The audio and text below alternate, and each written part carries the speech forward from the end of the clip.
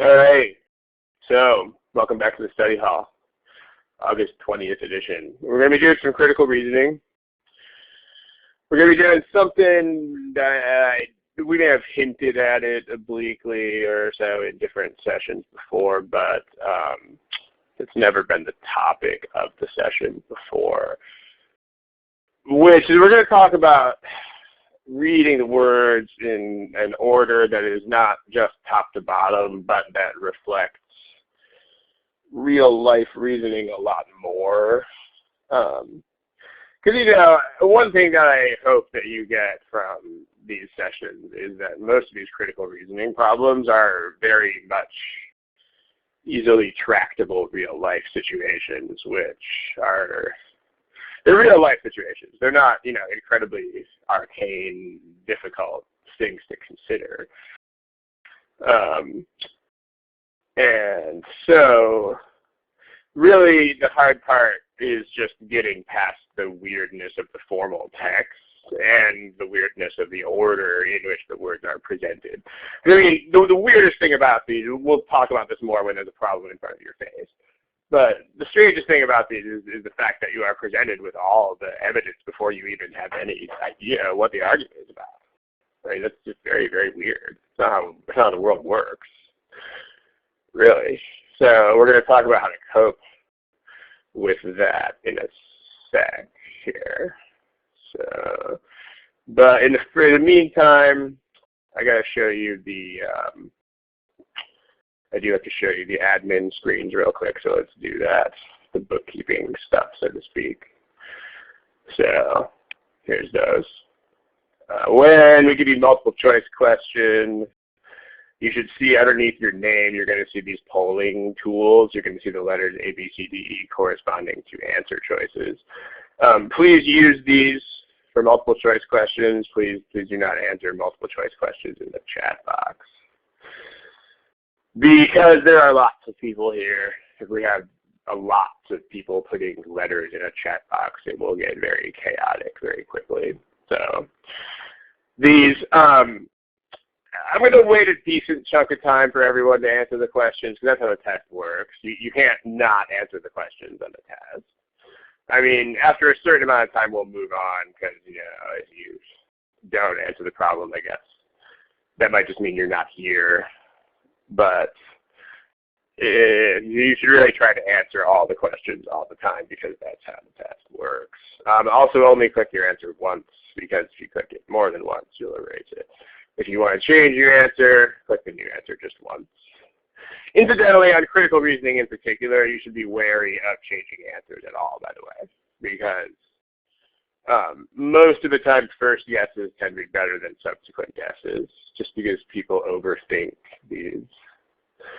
So watch it with that. You might want to be a bit chary about changing your guesses in the first place, but it is what it is. Okay. When we talk about smiley face, that's these faces that are here underneath your name. Everybody give me a smiley face if you see the smiley face. Give me a smiley face if you see the smiley face. Okay, some of you are giving me the smiley face. Yeah, so the point is, again, not to put it in the chat box, just because we don't want 30 people chatting in the chat box at the same time.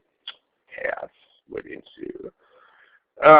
And the copyright notice that you already saw, all the practice GMAT problems are from the free GMAT prep software, which is copyright GMAC. So we just have to tell you that again. Okay, now what you're about to see is a piece of a critical reasoning question. You're not going to see the whole thing. And we're going to talk about why that is in a second. So let me do some covering up of stuff. You'll see it in a second. All right. Here's the question. Okay. What in the world am I doing here? So remember, if you just got here, here is the theme of today's thingy. The theme of today's thingy is this Because the thing is, I mean, let's talk about the human brain here for a second. The problem with the human brain is that when you put ideas into it, it tends to respond to those ideas.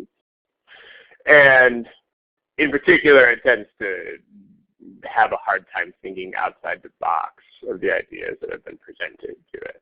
Meaning, for example, if I point to two things and I ask someone, hey, which of those things would you steal? I mean, most people will actually respond with one of them. I mean, very, very surprisingly few people will say something like, I actually wouldn't steal either of them because I don't steal things. I mean, that would be a surprisingly rare answer because it's not the way I ask the question. The way I ask the question is like weirdly powerful in shaping thoughts. So to come back to something like this is a critical reasoning question. See, here's the thing, right? This is a weakening, strengthening, evaluating type of question. So just here are some points about these. One thing totally fundamental about this whole family of questions, the family of some points here. This whole family of strengthen and weaken and evaluate and explain the weirdness situation. They always depend on bringing in outside ideas. Because basically the essence of all four of those problems is, what is this speaker not thinking about? That's basically the deal. I mean, if you've seen any of my presentations on this before, I am very emphatic about this point. You have to bring in outside ideas. It's outside the boundaries of the current passage, outside the scope, if you will. It's not inside the box. Now here's why this is harder than it is in real life. See, here's the thing. This is the way the human brain works. And this is why this is a problem. The problem is that once you've read a passage, your brain, just by virtue of being a normal human brain, your brain has a hard time thinking about things not mentioned in the passage, about things that aren't mentioned in the passage. And this is the fundamental thing. This is the fundamental thing that makes these problems hard. Because if you think about having arguments in real life, like disputes, if you have a counterpoint to what someone is saying, then for the most part the counterpoint is formulated in your head before this person starts making their case, right? Like if your friend is like, well, let's go eat at this restaurant. If you don't want to go there, you probably already have a reason in your head why you don't want to go there. And then your friend is like, well, let's go because blah, blah, blah, blah, blah, blah, blah, blah. And that might convince you, it might not. But the point is that you don't formulate your objections after the person is talking. I mean, you mostly formulate your objections right up front. And then you take into account what the person said. So this sort of conflict is what makes these critical reasoning problems difficult, because you have to bring in ideas they have not mentioned, but at the same time your brain is going to be very, very tempted to think in terms of the things that they have mentioned. That's the problem. So what's the solution to the problem? Well, there's never going to be a formula for doing all of these things, and there will be some problems. Let me just tell you up front, there will be problems where the suggestion that I'm going to give you today is not going to fly. In particular, there are going to be some problems where you have to do all the reading of the things before you even really understand what the issue is. But here is, in some of these problems, especially the ones that I've picked today, what you can try is this, and what you should try is, okay, I mean, you should always read, the first part you should read is always the question. I mean, no matter what, all the time, you should always read first. Because if you don't read that first, you don't even know what the task is. So, okay, you read the question first. But after reading the question, after reading the question, head straight to the issue. In other words, don't read the full passage yet. Instead, find only the issue under consideration. Then brainstorm. Don't spend a million years doing it, but brainstorm what might affect this issue. Because remember, the point is, the way these problems work, this family of problems, the stuff that affects the issue is going to be not mentioned in there. So you'll have an easier time thinking of it if you don't already have the things that are mentioned there banging around your head. So let's try that here. Let's just try that. So here's what I want you guys to do. What I want you to do is this. I want you to just read this question. You're supposed to help evaluate. So you know what that means. Help evaluate is like what would strengthen or weaken if we knew it. So same sort of thing. So this is like what would strengthen or weaken. Okay. Here's the activity, because I want you to try. Read this statement, and then just type in the chat box some things that, just brainstorm this statement. Like why might this not work? Like how could you counter this argument? Go ahead and tell me in the chat box. We don't even know what the method is, but it's not the point. What the words say is until it is less expensive, we are not going to use it very much. So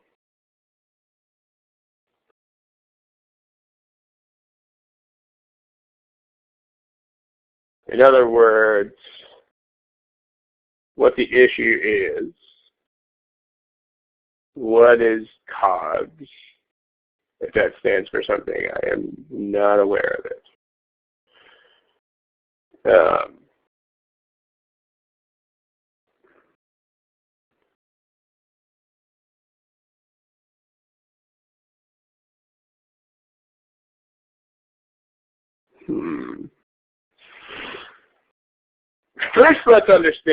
First, let's make sure that you guys understand one key word here. Let me actually just take this to the next uncluttered page. Okay, I mean, you can get a lot from this single sentence without even reading the rest of the passage yet. So here's a single sentence. Because most of you guys are still thinking about cost, but that might mean you're not doing enough thinking about the words that are here right now. Because, okay, what's going on is the question. So the first thing is that, if you think about the way, okay, first thing you want to do is read the sentence, explain it to a 9-year-old. So that's always the first thing you do all the time. So, all right, explain to a 9-year-old there's some way of getting uranium. This method X for getting uranium is expensive. Okay, now one thing that you should totally get from this statement, by the way, is that there are other ways to get uranium. Because if you think about this in a conversation, if I'm saying like, oh, if we can't bring down the cost of getting it this way, then it's not going to be viable. I mean, there has to be some other way to get it. So that's just common sense. But there, you can just figure that out. I mean, a common sense interpretation of this, right? Right now there are cheaper ways. Because otherwise this whole discussion would be pointless. Like if this were the only way to get uranium, it would be the only way to get uranium. Okay. Now what they're saying is, their argument is, they're saying as long as X is still expensive, the industry won't do it. That's what they're saying. The smiley face if you guys are on board with that.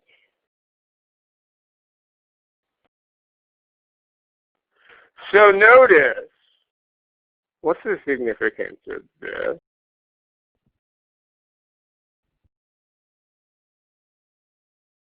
This purple part.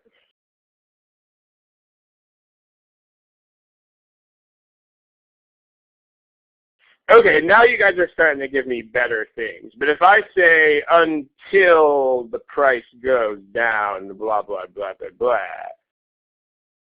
what am I saying about like what are we actually arguing about here? Like let me give you another closer to the ground example. If someone says, unless this dress goes on sale, people won't buy it. Okay. Could I counter it if I said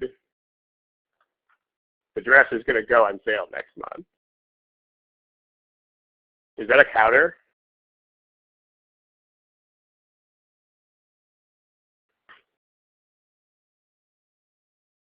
It's not. Now, this is probably easier to think about, not because the logic is any different, because the logic is not any different. The logic is precisely, absolutely the same. It's just because there are fewer words, and it's probably easier to think about buying clothes than it is to think about buying nuclear fuel. Okay. So the point of unless the dress goes on sale is that we are only thinking about the situation where the dress is not on sale. So that's it. Like the only situation under consideration here is full price. Not going on sale. This is what the word unless means. I mean, you should know this. This is not something you have to like study or put on flashcards. This is really just something where you have to make the appropriate analogies to real life words. Like if I say something like, if I move to Texas, blah, blah, blah, blah, blah, then the point is that the only situation under consideration is I move to Texas. The only situation we're discussing is I move to Texas. So in other words, if someone says like I am unlikely to go there, this is irrelevant. What if I don't move there? Irrelevant. Have I started planning to move there? Doesn't make any difference. Because that's the power of the word if. And I mean, unless is kind of the same thing as until. These are all contingencies. These are all, I'm only thinking about one thing. Like if it's unless or until X happens, I'm only thinking about X not happening. So there you go. Until we raise minimum wage here in Los Angeles, we just passed the law for that. Until the minimum wage goes up. Think about what that means. Think about any discussion starting with that. This means that we are only talking about the situation that obtains until, as in it hasn't happened yet, right? So the only situation that's relevant is right now before the wage goes up. Like anything that happens after the wage goes up, irrelevant. Likelihood of a wage increase, irrelevant. Doesn't make any difference. You guys get the picture. So this means that what should you, because a lot of you guys were mentioning this kind of thing earlier in your brainstorm. It means you didn't think about the words enough. If we're saying as long as X is still an expensive method, what kinds of things are totally irrelevant here, which people might be thinking about? Like what doesn't matter here at all? What's off the table?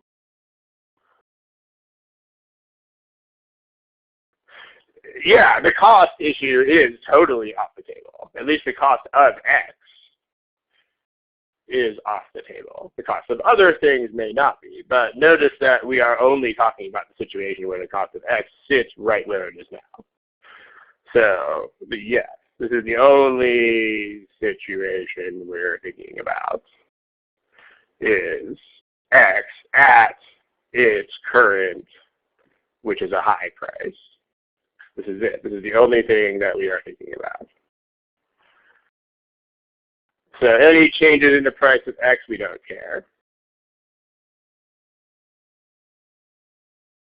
Irrelevant. Factors affecting the price of X. Irrelevant. You get the point. So in other words, let me pull some of the things that are not things. Like people mentioned cost of goods, people mentioned stuff like that, people mentioned current methods.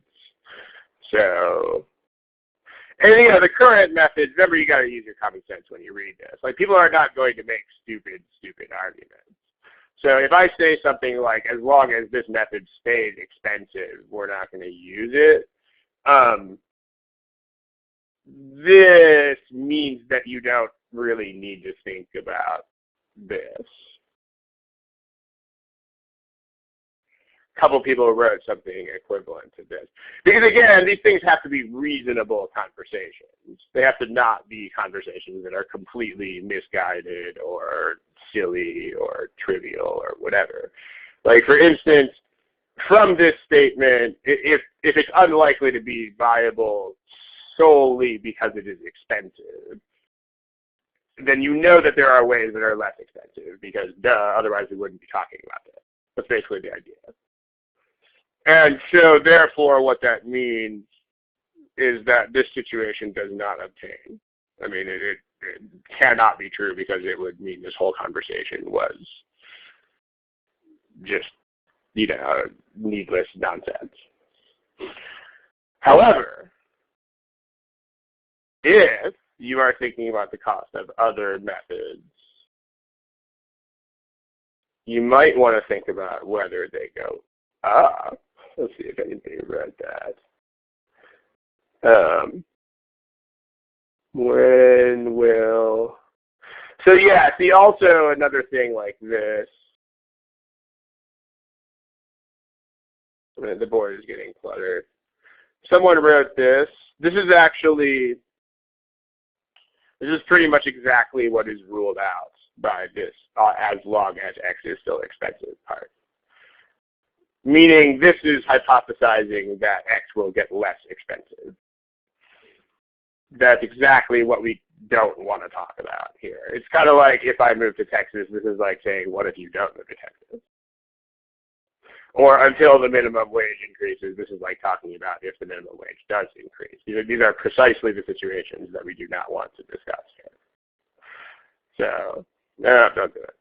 All right, now let's take this to another page. Let's clean up the board and let's look at this again. Where was that? There it is. Okay, so now there are some things, right? So the cost of extracting uranium can be reduced. This method is unlikely to be commercially viable. Now let me pluck something. Let me pluck something out of this. So let me pluck a few of you guys' answers out of here. There's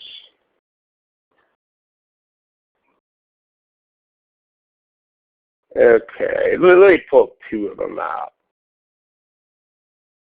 here. These ones are this one's good. This one's a very nice brainstorm because notice that this is totally a reason, this top one. I mean, this is a reason, this would be a very good reason why we might have to start using X, even though it costs a lot.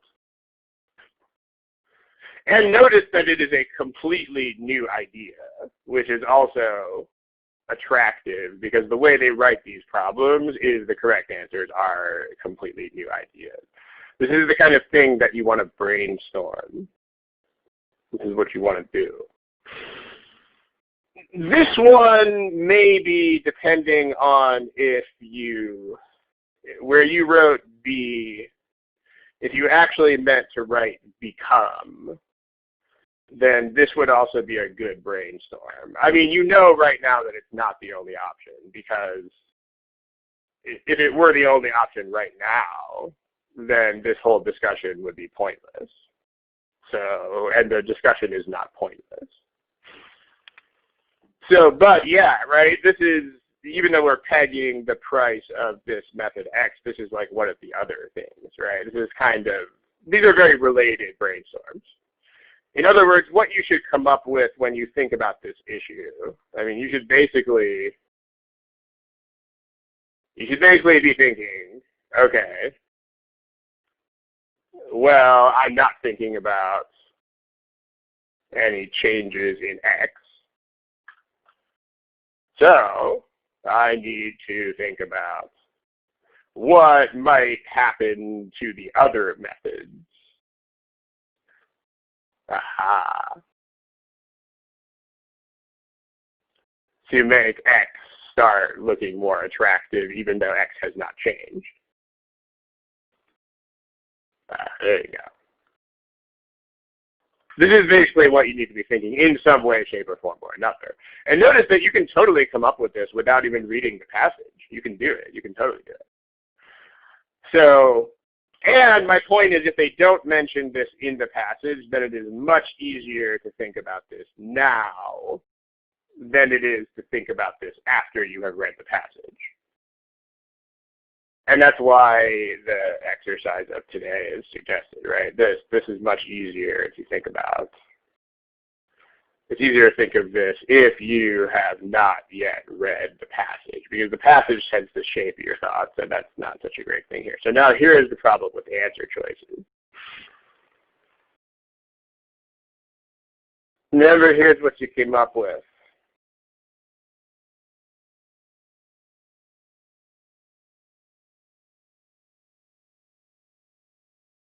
So go ahead and pick a multiple choice option.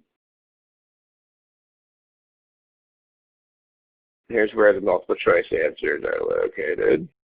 Please use the choices that are underneath your name. Please don't answer in the chat box.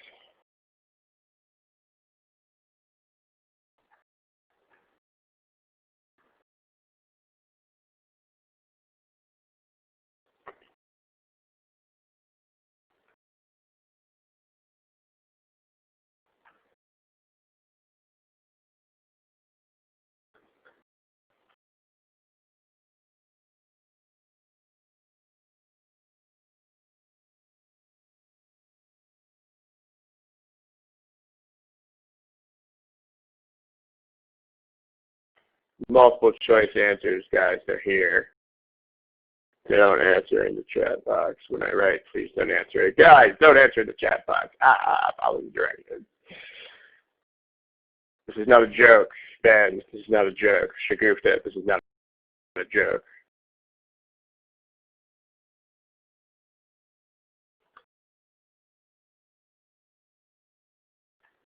Okay.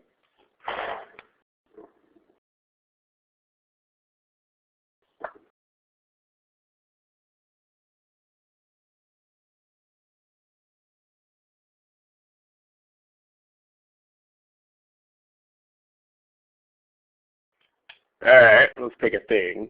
If you haven't picked anything yet, then pick something soon.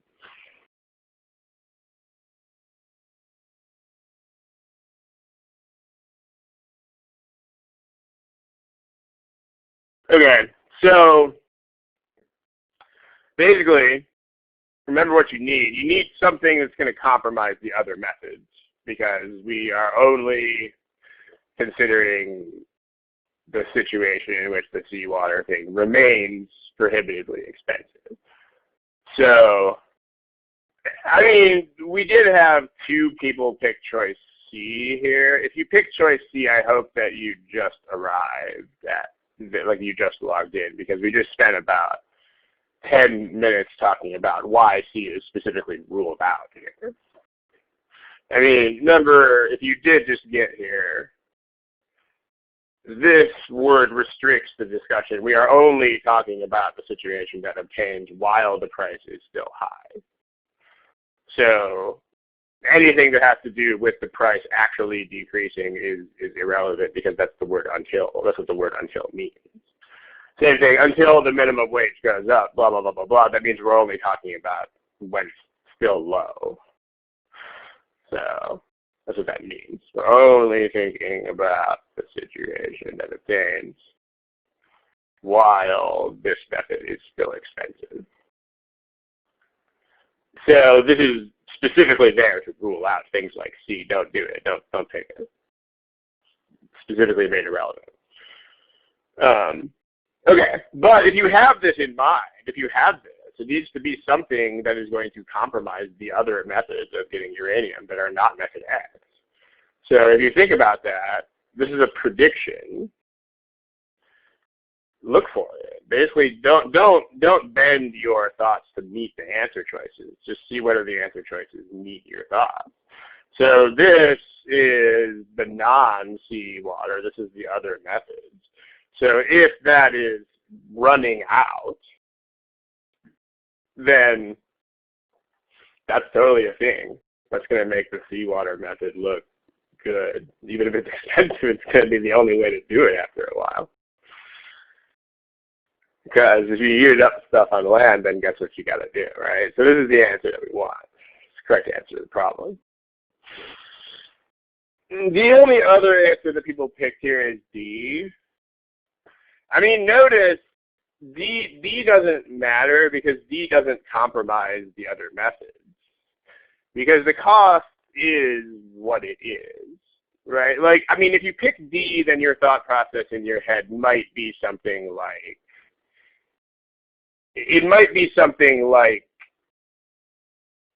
well, maybe if there's a ton of stuff into C, then that will bring down the cost. Remember, you can't think about that because the cost is high. And we're only thinking about the situation when the cost is high. So, like, whatever consequences you think this has, it doesn't have here.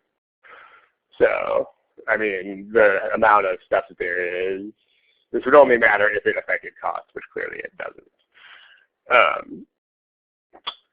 The choice B, well, I mean, choice B is not a thing here. I mean, this doesn't affect anything. I mean, the best answer to why not B is because B totally doesn't matter. I mean, to give any sort of more detailed answer to that, I'd have to know why someone thought it did matter, because it doesn't matter. So, but if you do brainstorm this issue first, you will never come up with something like B. Like, you would never think about, oh, what is the distance between like where they get this stuff and where they use it. So, but D could ultimately lead to A, but it could not.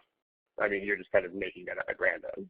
Like, if you ever have a can, could, might, maybe in your reasoning, stop, do not even reason any further than that. It's not a thing. You can't just make up stuff and then build an argument on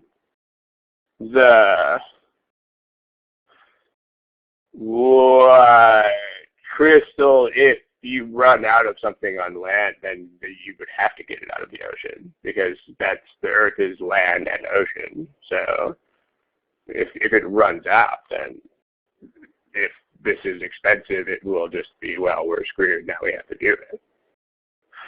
So, I mean, you do have to approach this with an implicit understanding that we do need uranium. We can't just like stop using it. So, I mean, that's just, you got to get that, because again, there would be no point in discussing this. Like, if uranium were some unnecessary luxury item, then we wouldn't be having the conversation in the first place. So, yeah. And again, you can't make up a substitute product because words don't say that. Remember that as soon as you get into might be, could be, maybe, yeah, don't do it. Because that could always just be countered with might not, could not, maybe not. So you can't go anywhere with maybes or might circuit. Okay. Let's talk. Any other questions about these things? All right, let's look at another one. Let me black out the appropriate parts of this one. Here.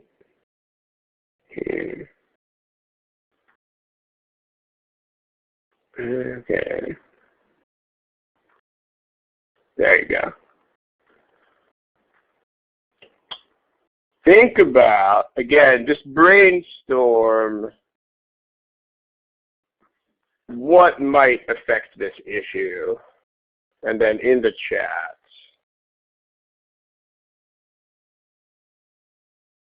let me have some ideas.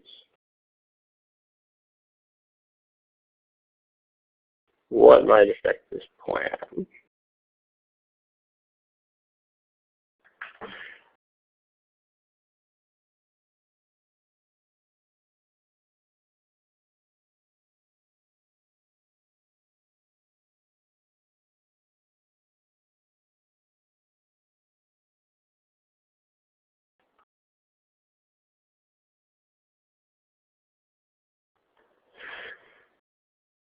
Okay, about this is the first thing that anyone wrote. Let me sort of pick on this for a second. This is not how the GMAT ever works. Like the GMAT will never, in real life, sometimes people do this. Sometimes people will counter an argument that says X by saying, actually, X is false. That's not how this test ever works. Like if you've done more than a few GMAT problems, you should know this, but the GMAT will not weaken things by saying that they are false. The GMAT will weaken things by bringing in new outside ideas that weigh against. Like it's like if you're looking at if you're on a jury, it's like bringing in additional evidence against the defense or whatever. So the point is, the GMAT will not do this. In other words, if it says nourishing, and the weakener is not going to be, oh, actually we're kidding, that they're not nourishing. Like the test will never, ever, ever, ever counter X by saying not X. Okay, so the other thing is also, I mean, apples are apples. In fact, this problem is a great place to talk about apples to apples comparisons. Ha ha ha. I mean, if this is not, the nourishing part's not even an issue here because it's literally apples to apples. I mean, if they were trying to sell apples to a population that is currently eating other things, then that might be an issue. But because we are literally comparing apples to apples, this is basically a non-issue because I mean, apples are apples. So it shouldn't be anything about the apples themselves.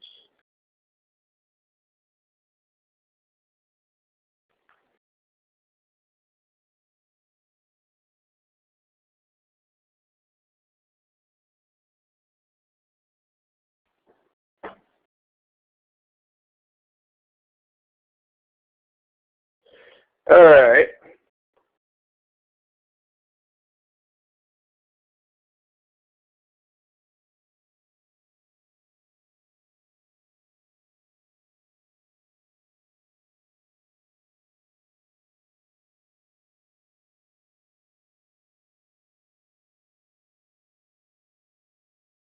Let's take this to another page. I like that a lot of you guys are typing things, by the way, because sometimes people tend to be sort of gun shy with typing stuff. So this is obviously an exercise where participation matters because there are no choices on the board yet. So I'm glad to see that people are doing that. If you see an empty board, you'll see a not empty board for a while. Okay, so a lot of people are talking about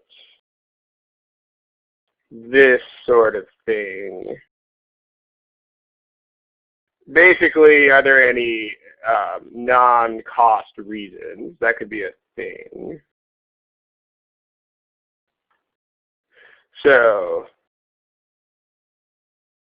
by the way, let me pick on that tax thing real quick, but you might need to think about yes, you might need to think about non-cost reasons. Okay.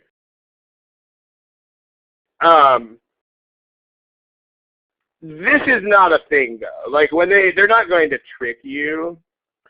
I mean, if they're selling at that price, then that's really the price that they're selling at. So you don't need to think about things that make the words false. So I mean, you can assume that all of this is rolled into the price because remember they're not going to trick you with the words. So like if they were like, haha, actually it's not half the price because taxes, then they would discuss. Okay, so let's put some other ideas on the board. Yeah, so the last thing about if they perceive lower quality, that would also fall into the same sort of, like a lot of you guys have mentioned different aspects of what is ultimately the same thing, right? So is there any negative stigma, if there's a stigma of lower cost with cheap products, sure. Also, is there a stigma associated with non-domestic products, right? If people if people are xenophobic about what they eat, right? Imports, maybe they don't want. Like all of these would be reasons why they won't buy. Okay. Now, see, here's the thing. Let's talk about a couple of things that are not things.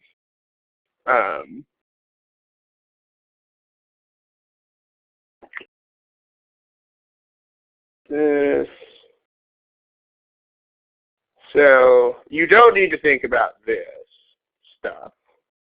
I mean, anything going on in Kosolia is totally irrelevant. We don't care at all. I mean, like this right here, this might be why they're thinking about doing it. Like they might be thinking about selling to other countries because the domestic market is flagging. But that's not, it doesn't make any difference because the conversation is, will we be able to sell our product in other countries? Not why we want to do it. So this has nothing to do with that conversation. Again, imagine an actual conversation, you would know this is irrelevant right away. Like this has nothing to do with the current conversation. Discussion, imagine actually sitting around a table and discussing this with people. The current discussion is, will our apples sell in this other country? Doesn't make any difference if they're selling in our country. There's no point. Same thing, easy, like the blue squares that I made up there, like things like transport costs are going to be rolled into. This is not kidding, right? You don't need to think about taxes, and you don't need to think about transport costs because those are all rolled into the price already. Like if they can do this, if they can market apples over there at half the current price, then they can do it. But that means that they can do it despite. Oh, but it's the same question that was on the previous page. So, yeah. So let's see. However, what you do need to think about is what Ben wrote. Is this? Aha! This could be a thing. I mean, we know that they can get apples over there and sell them at half the current price. However, if a price war starts, then that might, this is also relevant.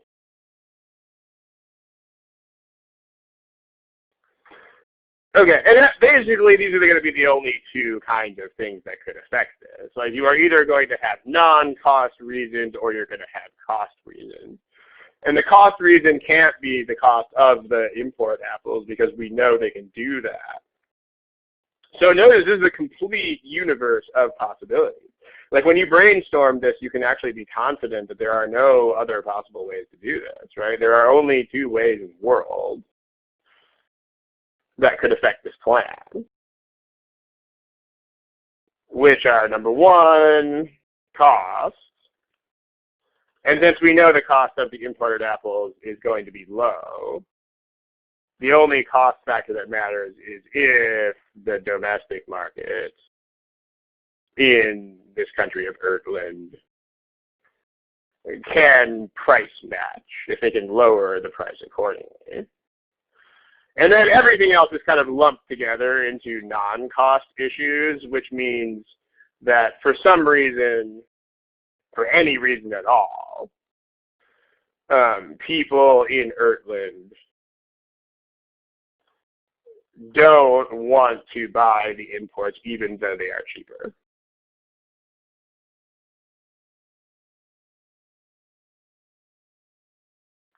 I mean, these are the only two things that could affect this plan. Because if people are willing to buy imported apples and the domestic market cannot price match them, then the apples will definitely sell. That's not even sort of an issue. So a lot of the time when you do this brainstorming, you can come up with a complete universe of possibilities. This very often happens. So these are literally the only two ways to do this. I mean, nothing else is going to affect the argument as stated, because everything else has been ruled out as a factor. Like, we're not talking about adjustments to the import price because we said that they can do it. So let's okay, Dr. Z, that's kind of a neat thing to think about. We'll get there. Okay, so here is the question with answer choices and with the actual passage. And here is our universe of possibilities.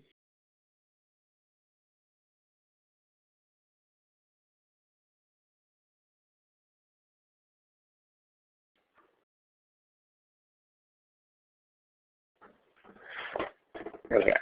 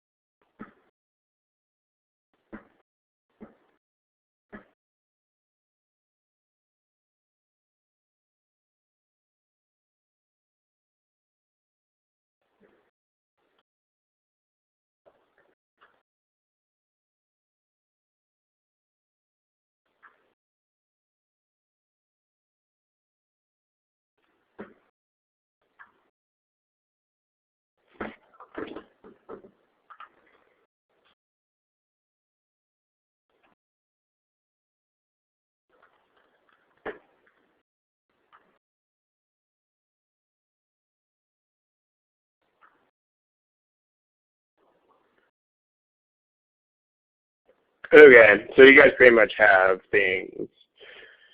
So yeah, I mean, if the domestic market can price match, that's choice E. They can do it. They can price match. They could easily afford to reduce the price. So there it is. The other things are not things. This would be a viable way to do it too, but they just don't go there. They don't go into non-cost like stigma issues that would outweigh a price difference. So none of you guys picked anything else except D, dog. I mean, The problem with D is that it doesn't cast doubt on the plan. I mean, the problem with D is that it makes the plan look like even better. Because D basically says that in Erland they can only grow their own apples during some small window of time. And so therefore that makes it look even better to export apples to them during the rest of the year. Because they can't grow their own. So it's the wrong way. Wrong way answer. Don't go the wrong way. You should go the right way. Okay. So you don't need to spend 1,000,000 years brainstorming, because I mean, again, think about real discussions, right? Like if you're arguing something like that people won't buy this dress, even though as long as it's expensive and doesn't go on sale, people won't buy it. I mean, any reason you formulate why people might still buy the dress at full price, you're probably going to formulate in the first few seconds of thinking about it. So the question, there shouldn't really be a time issue here, or at least it shouldn't be a significant issue, because most of these brainstorms should be pretty much instantaneous. Like if your mind comes up with reasons, external reasons why something might be false, your mind should come up with them instantly. It shouldn't be after like a long period of consideration, because that's not really how it works. Okay, now let's talk about this sort of, I hope I answered your question, Crystal. Let's talk about this, because I mean, it's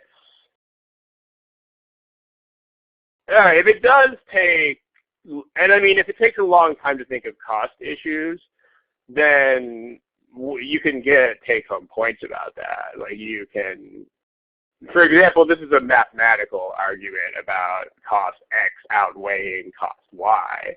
And so if we know that we can lower cost X to a certain level, then mathematically the only possible issue there is if cost Y can go down as well. So that's, you could get a take-home point like that. I mean, just think about what are the factors in some math comparison, and then just think about which ones are fixed and which ones are not fixed. And then you can just remind yourself to think about it. What's the other factor doing? Just get take-home points accordingly, basically, is the idea. All right, I mean, let's talk about,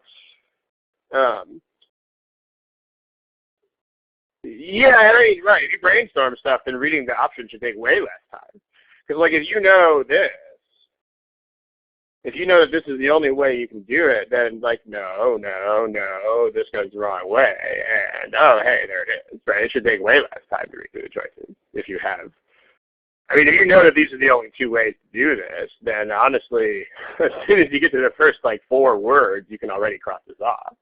I mean, most of the varieties, we don't even care, man. This is already not those two things. So the point is that the process of reading the choices should be, even if it does take a little bit of time to brainstorm this, you're going to gain that time back by how much faster it's going to be to get through the choices. All right, interesting discussion here. So let's talk about this here.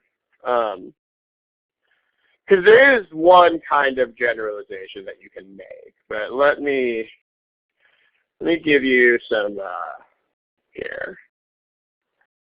Let me give you what is meant to be here. Here's an argument. This argument's not supposed to be very hard to think about.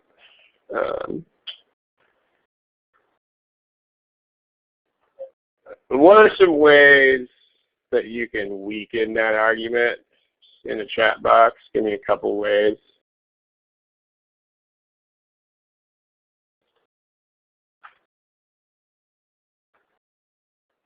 Okay, different food, exercising more, sure. Different food that for whatever reason is less conducive to weight gain, okay. No, portion control, no, because he is eating more food than ever before. So we know that portion control is not happening. I mean, you can't raise issues that are specifically contradicted in the words.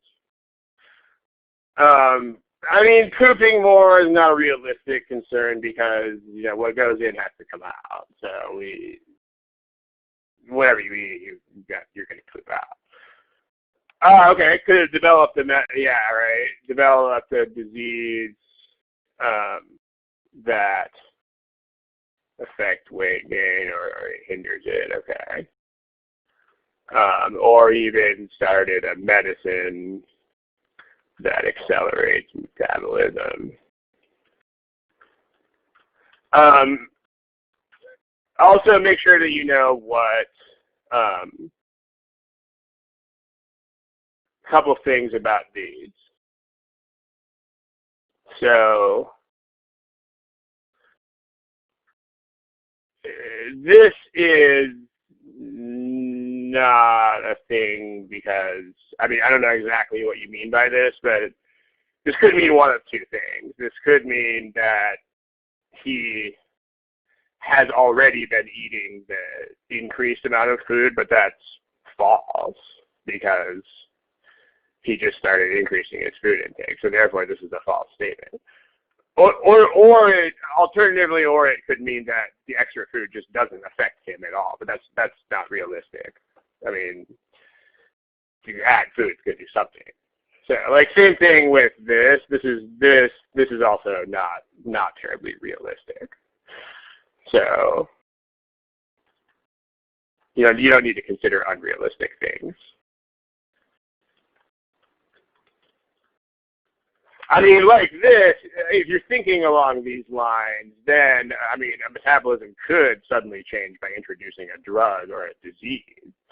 So those are realistic ways why the same thing might happen, but you don't need to come up with things that are, yeah, like same thing, eating more food won't increase weight. That's just not realistic. I mean, if everything else is the same and you add more food, you're going to weigh more, unless something else changes.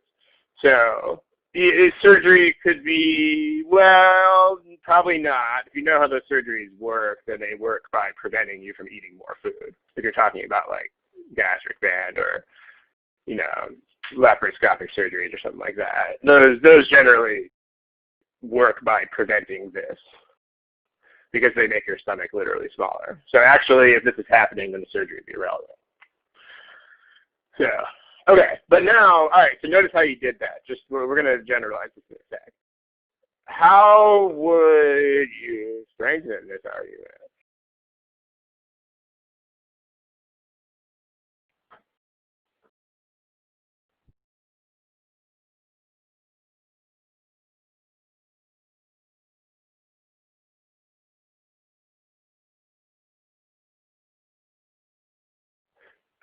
Yeah, right. So basically not working out anymore.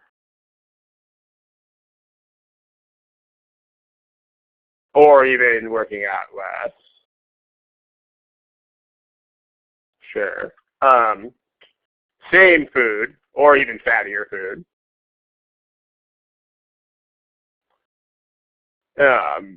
Basically no changes to metabolism from disease or drugs or whatever, or even slower. There you go. Hold on just a second. So now so basically what I mean, if when you say indigestion, if you mean he's throwing up food, that would actually also be a factor. If it's just like heartburn or something, then poor him. But yeah, if you mean he's throwing up the food, would actually be another factor. Here's what I want you to notice about this, though. So basically, here's the deal. There are two possible outcomes to this, which are what is weird and what is not weird, right? Like the two possible outcomes under consideration are the following. The two things that can happen here are he gains weight and he doesn't. Okay, now the point is that one of these is what common sense would expect from the evidence, and the other one is not. Like, I mean, if you were just told that someone is eating all this extra food now, the weight gain is what you would expect. So this is like normal or expected from the existing evidence. I mean, smiley face if you guys at least understand that point. Whereas this is the surprising outcome, or it's weird, or unexpected given what we have been told. So notice how you guys are doing this. I mean, there is a useful, I mean, this is all common sense in the real world, but sometimes in classrooms people need the boost. I mean, the argument here is saying that something expected will happen, right? That's what this argument has. This argument says, blah, blah, blah, blah, therefore, something we would normally expect will happen. All right, that's what's going on here. I mean, in this case, the weight gain is something we would normally expect. So to weaken this, notice you are coming up with reasons why the weird thing would happen. Yeah. Now, here's the thing that you should realize here, right? Like, you can strengthen these. You're still thinking about, like, even if you come up with working out less or fatty food or, like, this kind of thing, the point is the only reason you're even thinking about these things is because they are things why. Even if you want to strengthen this, there are reasons that would weaken it. So, in other words, if you want to strengthen the normal or expected thing, you are still doing the same job. You're still finding a reason why the weird or unexpected thing will happen. Then just say that it won't, or that the opposite will happen, or even the opposite. So that's the point, right? The point is that you are thinking about the weird thing all the time. This is also true if the argument is the reverse. Like if the argument says something like this, now the argument is saying something we would not normally expect. So that's why it has the word nevertheless in there too.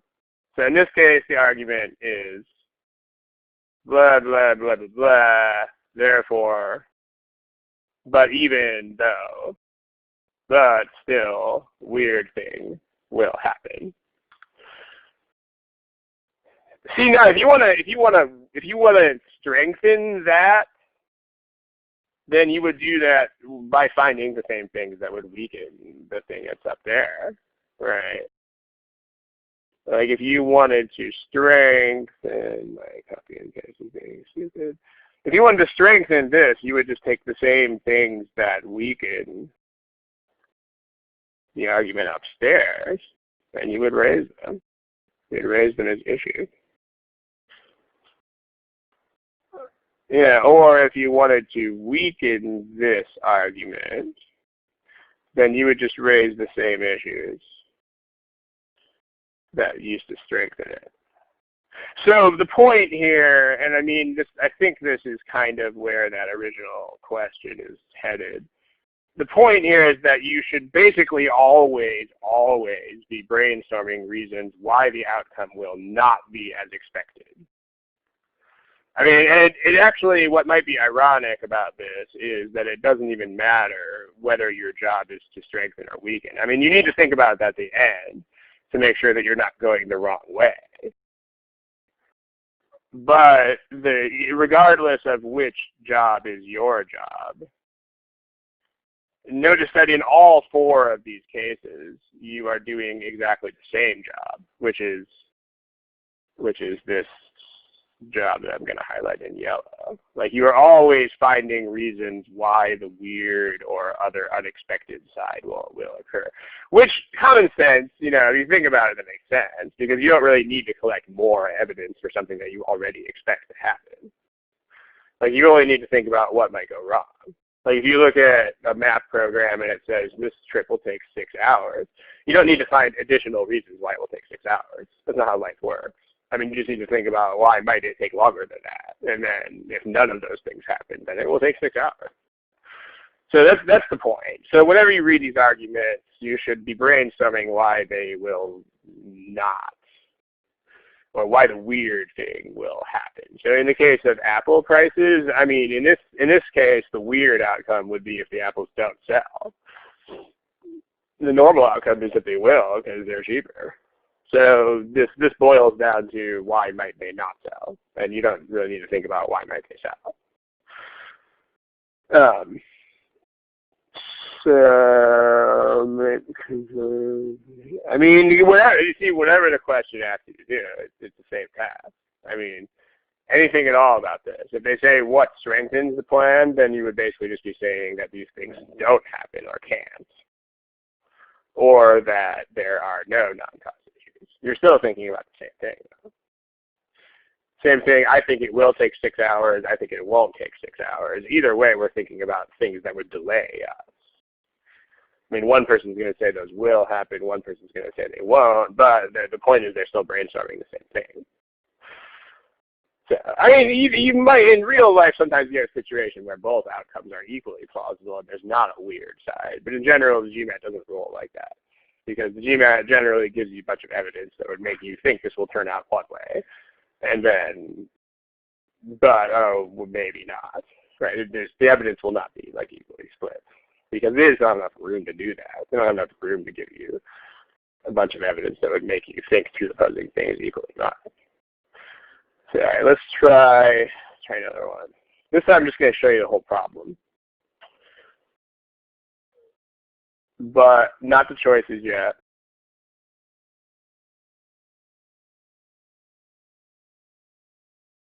Okay.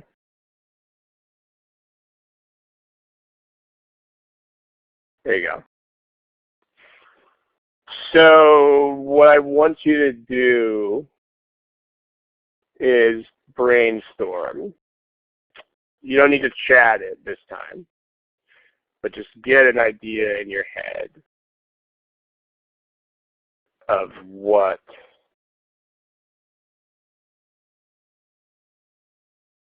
might be the reason, or what are the possible types of reasons.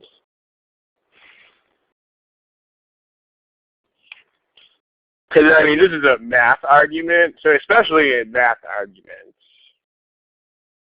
there are usually very few possible types of answers. Like, if the conclusion of the argument is ultimately mathematical, like this will be less or more or blah, blah, blah, you can usually come up with a list of absolutely everything that could possibly affect the argument.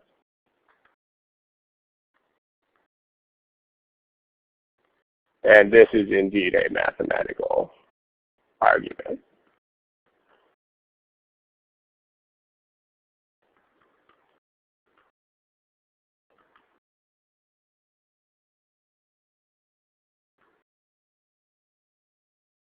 Not really an argument, but it's the issue. The issue is mathematical.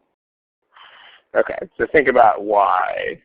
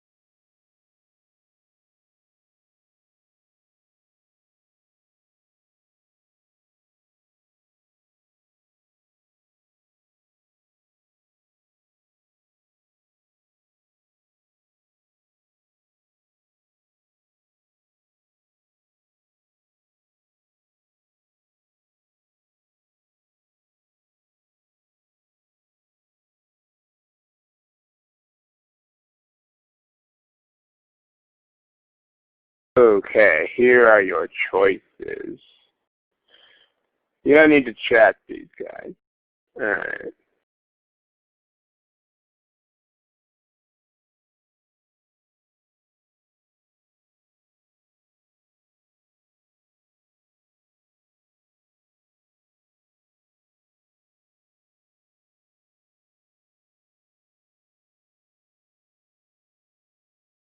This time, yeah, you have the choices. So pick a multiple choice response in the multiple choice response area.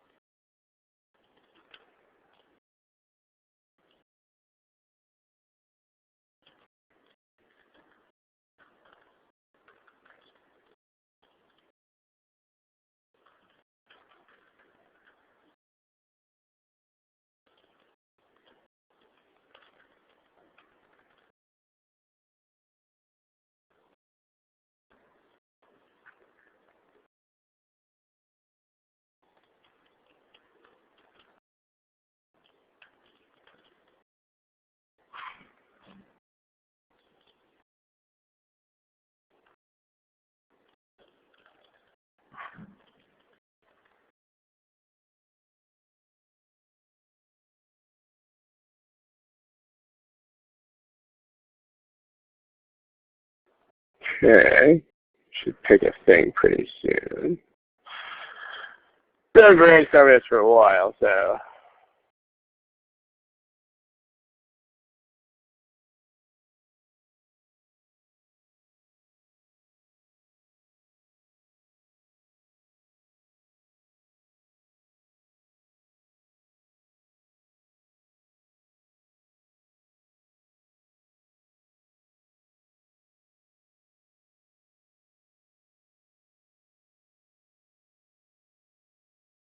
All right, let's discuss. Remember that when there's a statistical argument, this is also a thing about the test. This is not just the test is written this way for a reason, which is to get you to think about the stuff the quant section doesn't make you think about. But just make sure that you know this. When there's a statistic, in fact, there are several study hall sessions about this exact idea of statistics in CR problems. You might want to check those out in the study hall archive.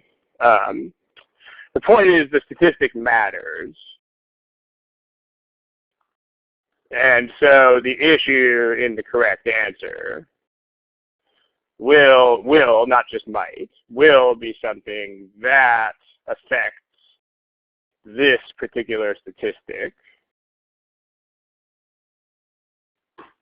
but would not affect other statistics.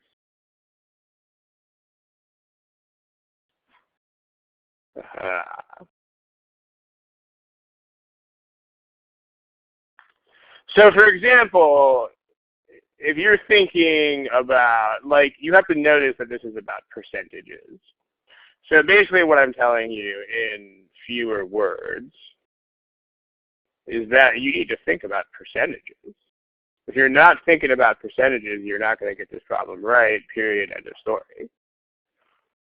So all you people talking about the weight of the bottles, I'm looking at you because nope, not a thing. Like if you are not thinking explicitly about what would affect this percentage, then that's just a whole big bucket of nope. So, yeah. So what affects percentages and what doesn't, by the way? I mean, does the weight of the bottles matter at all? Here. Does it matter if glass bottles are heavy?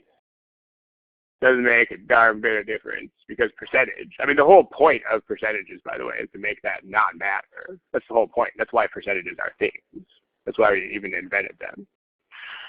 So weight of glass versus weight of a bottle versus weight of a can, we don't care. It's irrelevant.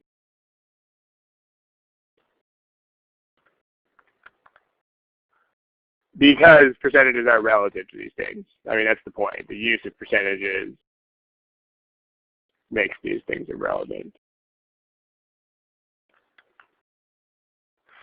It's not as a percentage of the total weight. It's the percentage decrease in the glass was more than the percentage decrease in the aluminum. So it's not relative to the total. If it was percentage of total, notice that if we were talking about each of these things as a percentage of total weight, then this could matter. But that's not what we're talking about. We're saying that the percent decrease in glass weight was greater than the percent decrease in plastic weight. No, these are separate things.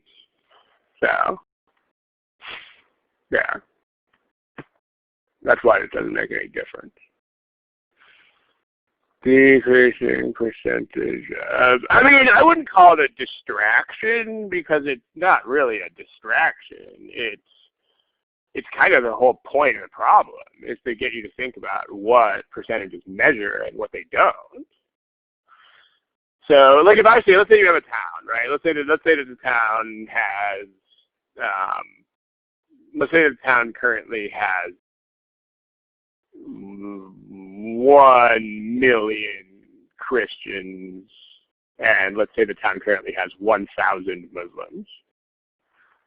Okay, then like the deal is think about percentages being greater, right? Like if you, let's say that goes to 1,300, and let's say that this goes to the 1.1 million. I mean, this would be a 10% increase. This would be a 30% increase. I mean, clearly the size doesn't make any difference. It doesn't make any difference. There are so many more Christians.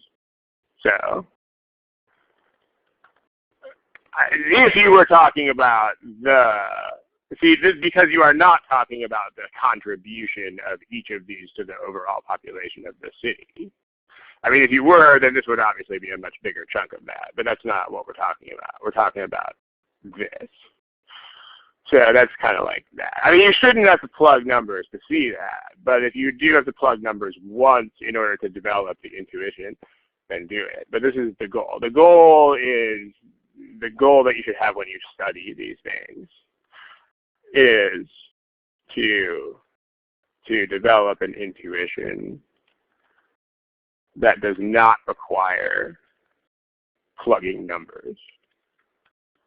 I mean, if you do need to plug numbers once or twice to get there, then do it. But the point is that you shouldn't have to waste the time as you're doing the problem. So, that. Also, the other thing that doesn't make any difference, aside from glass bottles themselves being heavy, is it doesn't matter what the relative amounts of them. Just like we don't care if there are 1 million Christians here if we're comparing these two blue percentages. So the overall preponderance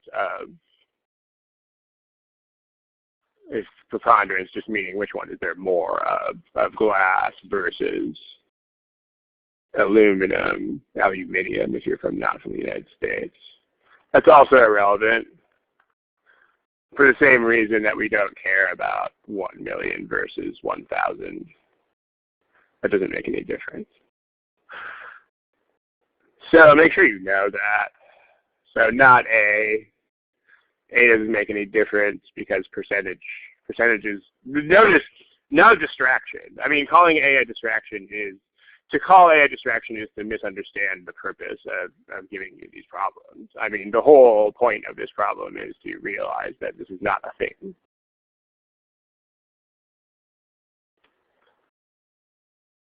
This doesn't matter. Percentage. This we don't care what was in the containers because we only care about the containers, the empty containers in the trash. This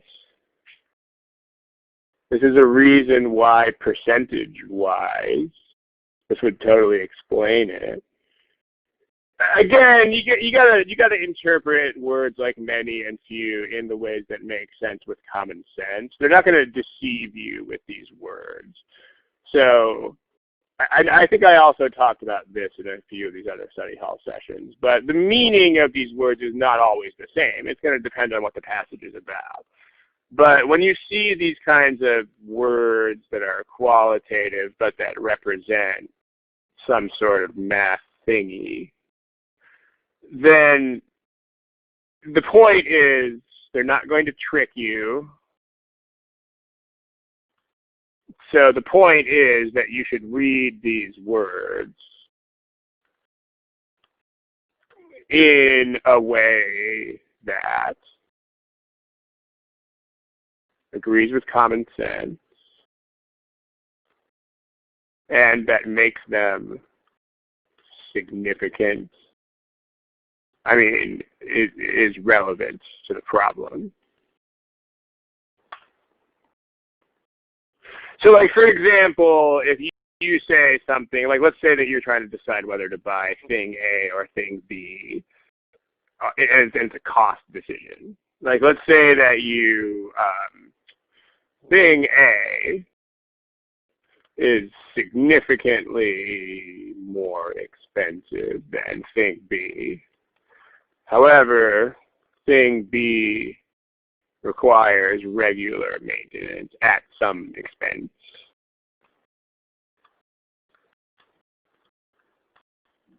Okay, like the point of these words, this word, the point is specifically for you to not plug in for them. The point is for you to just understand why someone would choose words like that. The point here would be, if this was any sort of normal conversation, then the point of using that choice of words would be that this outweighs, the red thing outweighs the blue thing.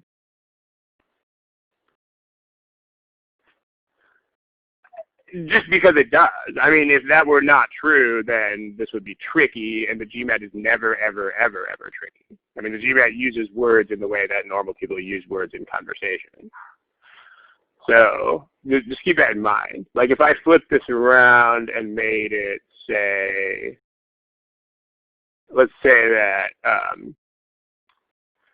thing A is somewhat, didn't mean to do that. Copy. Paste. Thing A is somewhat more expensive than thing B. However, thing B requires regular maintenance at considerable expense. Now we're talking, right? I need to change. Now I need to change the colors of the red and the blue. So this is now blue and this is now red. Because considerable is more than somewhat. All right, just keep that in mind. So when you look at words like many and few, they're not going to be a jerk to you. So those are going to mean enough to make a difference in those. Because these are separately issues for the glass and for the plastic. Yeah, well, the new idea, that's the point of these problems. The point of these problems is they don't just say not X when they say X. D and E, you guys didn't really pick. The total weight purchased increased at a faster rate. I mean, D would be relevant, but D is the wrong way. I mean, this makes the weird findings seem even weirder. I mean, this makes the findings now. I mean, now the findings make even less sense.